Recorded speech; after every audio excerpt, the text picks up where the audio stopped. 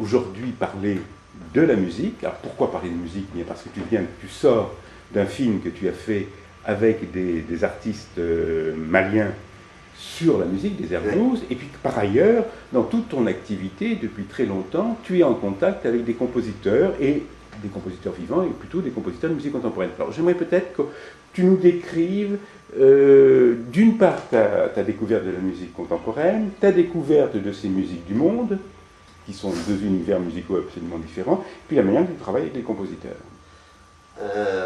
Oui, en fait, l'histoire de la musique contemporaine remonte quand j'habitais une chambre de bonne dans le 16e arrondissement. Et j'avais à l'époque, je dessinais beaucoup, mais c'était tout petit chez moi, donc je dessinais dans mon lit, d'où les catastrophes qu'il y a pu y avoir avec l'Anne de Chine, enfin bon, bref. Et j'avais pour me distraire, parce que quand on dessine, on peut écouter de la musique, j'avais un petit poste de radio, mais vraiment un tout petit poste de radio, et un jour, j'ai entendu une musique absolument étrange, une musique absolument étrange, et j'ai entendu pour la première fois le nom de Stockhausen. Et cette musique m'a vraiment, je me suis dit, mais qu'est-ce que c'est, j'ai envie de... Voilà, ça m'a vraiment intéressé, ça m'a intrigué, avec tous ces sons électroniques, les voix traitées. C'était le chant des adolescents, dans la fournaise ardente. Oui, absolument. Que je viens de me faire réoffrir à mon dernier anniversaire. Mais maintenant, M. Stockhausen ne met plus ses disques dans les labels, il distribue lui-même. Alors, cette œuvre est intéressante, c'est le chef-d'œuvre de la musique électronique. C'est une œuvre superbe mais extrêmement austère, comme était la musique électronique. C'était une musique faite à partir d'ampoules, c'était extrêmement austère et très différente au fond de ton univers. Complètement. Alors justement, explique-moi un petit peu, parce que toi tu as un univers de couleurs, tu as un univers de... Oui, mais à cette époque-là, ça devait être dans les années 65, 6, je sais pas, ou juste avant de... C'était avant de rencontrer le groupe Les Tristes, en fait. Et donc moi je sortais des Beaux-Arts dans ma province d'Angers, quoi. Et dans laquelle j'avais quand même découvert toute l'histoire de Tinguely qui avait fait exposer sa sculpture au MoMA, et surtout Paul Klee, quoi, qui m'intéressait énormément et dont j'avais lu le journal, et j'étais très intrigué. Donc je dessinais un peu franchement du sous Klee, et puis naissait dans ces époques aussi une sorte de théâtre moderne, ne serait-ce que Ionesco. Je commençais à acheter des livres sur Ionesco, le travail sur le langage. Donc je me suis retrouvé effectivement dans un univers complètement différent. Et, oui, alors c'est amusant, quand tu parles de Paul Klee, qui est un peintre, alors évidemment il y a de la couleur, mais il y a la musique. Il y a la musique, certaines de ses œuvres d'ailleurs font un petit peu penser à des partitions, et puis il y a quelque chose d'assez formel, d'assez austère dans sa peinture, à l'inverse par exemple de quelqu'un comme Kandinsky où on voit les couleurs jaillir du tableau. C'est une tradition différente, je dirais tradition suisse pour être... Oui, ce qui était bien avec Paul Klee, qui a été vraiment un artiste absolument incroyable, c'est tout d'un coup, il y avait un traitement du dessin, alors je ne parle pas d'abstraction, lui aussi a eu sa période d'abstraction, a mis Kandinsky au Bauhaus, etc. Mais il traitait les sujets, enfin, quand tu vois toute son évolution, depuis les dessertes qu'il dessinait, etc., dans une forme de dessin que je n'avais jamais vue. Alors, ce qui est étrange, c'est que tu associes comme ça, de manière spontanée, Stockhausen, expérimentateur et de musique et Paul Klee. Donc, et Paul Klee, oui, bon, il y a un livre d'ailleurs, Boulez et Paul Klee. Les compositeurs ont beaucoup à voir avec Paul Klee. Et toi, tu associerais plutôt Stockhausen à Paul Klee? Ça a été en fait un collage absolument hasardeux d'une époque. Parce que après, on m'a vraiment initié à la musique contemporaine, mais vraiment... Alors là, ensuite, tu as travaillé, toi, directement. Là, tu étais un auditeur ébloui, et puis ensuite, tu as travaillé vraiment avec des compositeurs pour tes œuvres. Oui, à cause du fait que, à cette époque-là, après, il y a eu le lettrisme, mais quand j'ai commencé à faire de la vidéo, c'est audiovisuel, et et ça m'a paru évident que j'étais très intéressé par Cage, que j'avais découvert et qui est vraiment, pour moi, c'était une manière, un comportement avec les sons que j'avais jamais vu. Donc j'ai été vraiment initié à la musique contemporaine, en même temps aux musiques ethniques. On disait à l'époque des musiques ethniques. En même temps. En même temps. C'est-à-dire qu'en fait, mon ami compositeur, Lee Landy, qui habitait New York, puis Amsterdam. Et qui a travaillé avec toi. Oui, pendant des années, et m'enregistrait lui avait une collection absolument incroyable de musique ethnique, et de musique contemporaine, puisqu'il était musicologue, et il m'a fait un nombre de bandes, et j'ai tout découvert comme ça. Après, évidemment, je me suis intéressé de beaucoup plus près, et puis j'étais dans les concerts, et y compris quand j'étais avec lui à New York. Il y a les opéras chinois, qui est vraiment une autre forme de comportement. La musique contemporaine à New York dans les années 70, à la Kitchen, dans les lofts, où il y avait déjà Philip Glass, etc. Et voilà, et c'est devenu un univers dans lequel je suis allé soit puiser des choses, soit m'inspirer d'eux. Oui, alors, bon, tout à l'heure, tu rapproches Stockhausen de Paul Klee de manière assez originale. Dans le cas de John Cage, qui était travaillait beaucoup le hasard, l'aléatoire, oui. Est-ce qu'il a eu pour toi une influence dans ta pratique? Est-ce qu'il y a eu un rapport entre ce que tu as fait et la manière dont composait Cage? Oui, absolument. En plus, les partitions de Cage, c'est tout à fait étonnant. Certaines sont des peintures. La manière de... Oui, bien sûr. Son emploi du yiking chinois, donc ça m'a permis de découvrir le vide dans la peinture, etc. Ensuite, le comportement qu'il avait avec les sons naturels et les autres sons qu'il pouvait produire, et toutes les performances qu'il a pu faire, y compris le piano dans New York à filmer Nenjunpeg, où il fait 1 minute chronomètre, piano, sans toucher le piano, enfin, commençait aussi la performance, etc.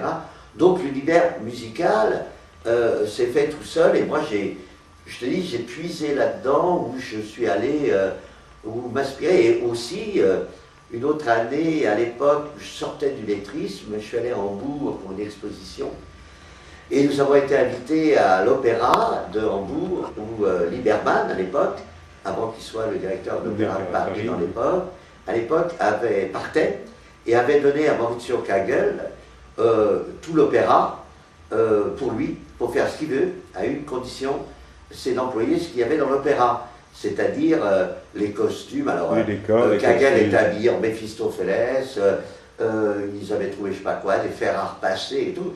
Et c'était le théâtre musical de Kagel, dont on peut voir des reflets différents ou une pratique différente chez, je viens d'oublier le nom, Apergis. Chez Apergis. Donc je viens de voir un film d'ailleurs sur lui. Et Apergis a poursuivi, je suis allé souvent au spectacle d'Apergis, tout le travail avec la voix, parce que ça m'intéressait. Surtout avec la voix, quoi, sans doute venant de la poésie sonore, mais j'ai raconté que ma brève carrière de poète, n'est-ce pas? Et puis arrivait aussi après des États-Unis, la Mama, avec Meredith Monk, qui travaille sur la voix, tout le théâtre d'avant-garde qu'il pouvait y avoir aux États-Unis, qui arrivait par la Belgique. Et là, en quoi est-ce que ça a eu un impact sur ton travail? En quoi est-ce que cette culture des années 70, très vivante, beaucoup d'inventions, beaucoup d'innovations, beaucoup de découvertes, beaucoup de surprises, on allait de surprise en surprise. Ah oui. Ça te crée un univers.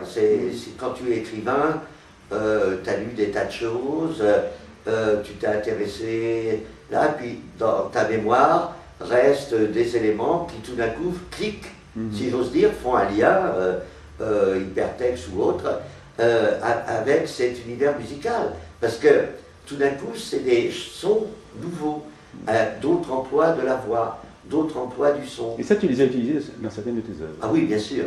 Alors après, de manière, je sais pas, détournée, réinterprétée, etc.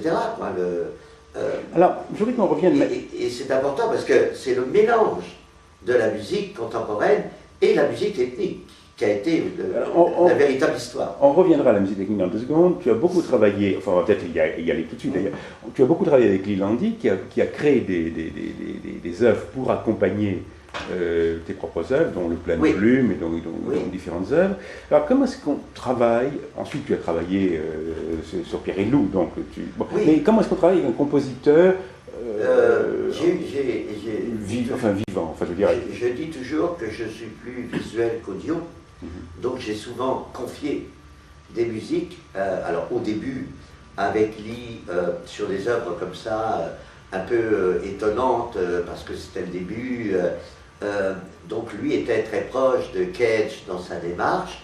Mettons le plein de plume est un arrangement du son, comme disait Cage, de à peu près 1000 oiseaux qui finissent par faire une partition, tandis que les plumes tombent. Bon. Quand j'ai fait les tautologiques, il y a des endroits où je voulais certaines musiques et d'autres endroits où on prenait exprès des musiques dérisoires. Ça, il les composait, ou il composait les sons et tout. Et quand j'ai fait au Centre Pompidou mon premier gros spectacle vidéo, Electronic Video Circus, j'ai demandé à Lee d'en faire la musique, sauf qu'on n'avait absolument pas les moyens de créer une musique originale. Donc il est allé chercher dans des musiques existantes qu'il a réarrangées autrement. Sauf quelques endroits où il a fait des compositions avec la voix, etc. Et on travaillait, là j'ai toujours voulu qu'on travaille d'après les images, d'après les scénarios. C'était ça la question. Une fois j'ai fait le contraire et je ne suis pas très heureux. Mais c'était pour quelle œuvre? C'est une commande que j'avais eue de la Cité de la Musique, de la Science, la Villette, pour le manège de la forêt, qui est une histoire de 50 moniteurs vidéo enfoncés dans le sol et synchro évidemment, qui raconte par tous les jeux de synchro, etc., l'histoire de la forêt tempérée. Et là, le compositeur Scott McClay, à l'époque, j'avais jamais fait ça. J'avais fait vidéo-opérette avant avec 5 compositeurs, ça je te dirais aussi. Mais là, il a fait la musique avant pour soi-disant me donner le rythme, etc., pour monter les images sur la musique. Oui, comme fait un compositeur qui crée un ballet, et ensuite le chorégraphe doit... ce que peut faire un réalisateur aussi qui monte sur la musique, c'est le truc le plus facile et certainement le moins intéressant dans la démarche, parce que tu n'es plus dans ton point de vue, d'un point de vue de réalisateur, tu es coincé dans un rythme, etc., etc.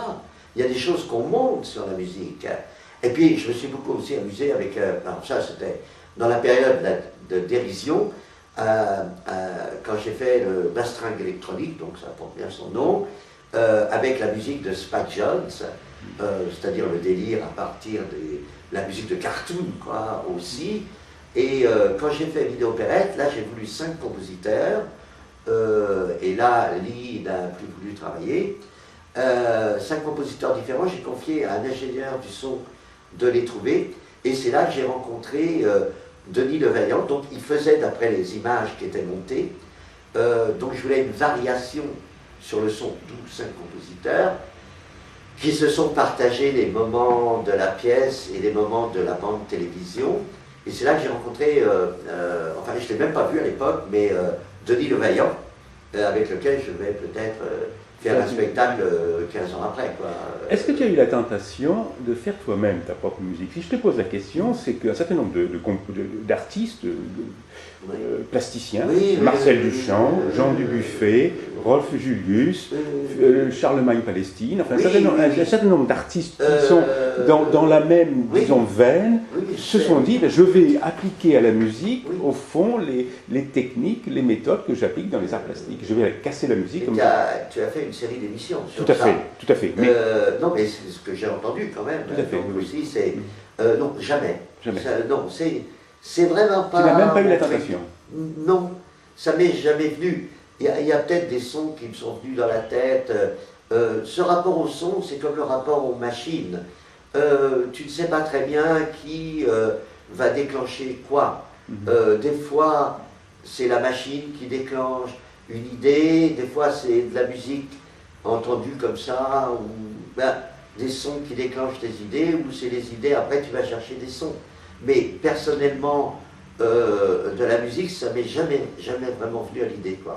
Alors, ensuite, il y a eu Pierre et le Loup, donc là pour le coup, la musique était... Mais c'est pareil, là c'était une commande, on m'avait demandé de mettre donc en image Pierre et le Loup, ce qui a été, je crois que j'ai raconté, une sacrée aventure. Là c'est la musique de Prokofiev. Donc, par contre, j'ai pris un parti, c'est de garder intacte la musique.